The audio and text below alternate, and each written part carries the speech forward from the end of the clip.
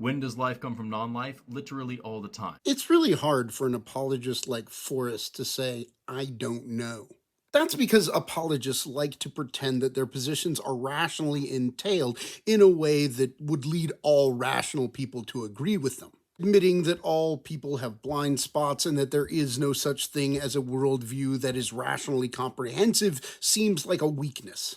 Thus, when it comes to questions that they don't know the answers to, they feel the need to become obscurantists or dissemble.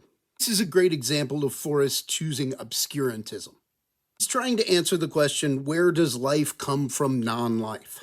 This is a question about abiogenesis, the origins of life, and he's got to know that the answer is we have theories about how this happens, but we don't really know.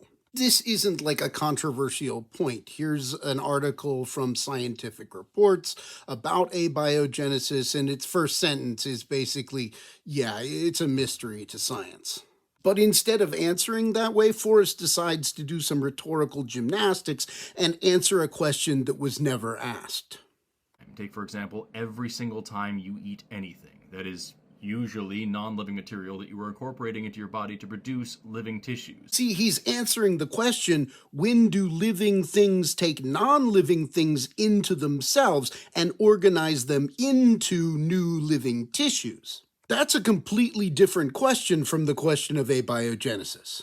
But moving the goalposts in this way allows for us to avoid admitting that he doesn't know the answer. And it has the additional upshot of answering a question that makes the person who asked it look stupid. Because who doesn't know that humans eat salt?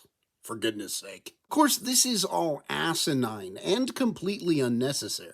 It's entirely viable for the atheist here to just suggest that the argument from the impossibility of abiogenesis is just a God of the gaps argument. This is, after all, exactly the kind of question that modern biology has a very good record of sorting out if you give it enough time. But of course, answering in that way will only give you a kind of probabilistic answer. It will reveal that you don't know the answer and that you might be wrong.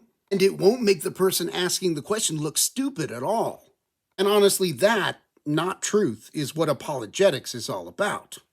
And that's why I always say you should just stop watching apologists, because all it does is rot your brain.